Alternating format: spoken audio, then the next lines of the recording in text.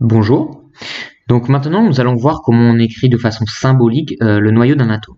Alors je commence par lire la première phrase du texte. Le noyau d'un atome est représenté par la notation symbolique X, A, Z. Donc je vais définir ce qui est A, ce qui est X et ce qui est Z.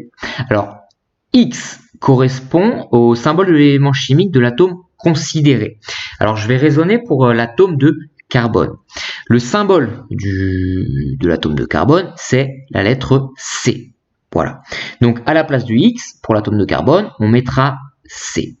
Ensuite, la lettre Z, qui est ici, correspond au numéro atomique, c'est-à-dire le nombre de protons présents dans le noyau. Pour l'atome de carbone a 6 protons. Donc, à la place de Z pour le carbone, on mettra 6. Ensuite, la lettre A qui est en haut à gauche correspond au nombre de nucléons. On a vu précédemment que le nombre de nucléons correspond à la somme du nombre de neutrons et du nombre de protons présents dans le noyau. Donc, pour l'atome de carbone, il y a 12 nucléons. Voilà. Bien sûr, ces valeurs pour A et Z pour chaque atome ne sont pas à connaître, elles seront données.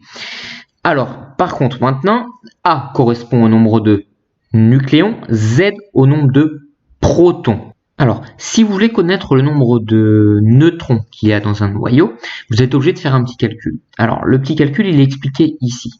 Le nombre de neutrons N dans le noyau est N égale A moins Z. Donc, N, c'est le nombre de neutrons, A, c'est le nombre de nucléons et Z, le nombre de protons. Donc, vous devez soustraire au nombre de nucléons le nombre de protons pour obtenir le nombre de neutrons. Bon. Alors, on va prendre un exemple. On va partir de l'écriture symbolique de l'atome de carbone. Donc, son écriture symbolique, c'est carbone, donc C, 6, 12. Et on va devoir trouver le nombre de protons, neutrons et nucléons. Alors, on a vu que le numéro qui est tout en bas, pour l'atome de carbone, correspond au numéro atomique, ce qui correspond au nombre de protons. Donc, c'est ce qui est marqué ici, Z égale 6, donc il a 6 protons. Le nombre de nucléons, A, est de 12.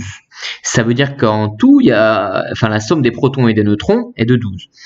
Donc, c'est ce qui est marqué ici, A égale 12. Si vous voulez déterminer le nombre de nucléons, on a vu dans le cours qu'il fallait faire le calcul N égale A, le nombre de nucléons moins le nombre de protons, donc ça fait 12 moins 6, l'atome de carbone a donc 6 neutrons.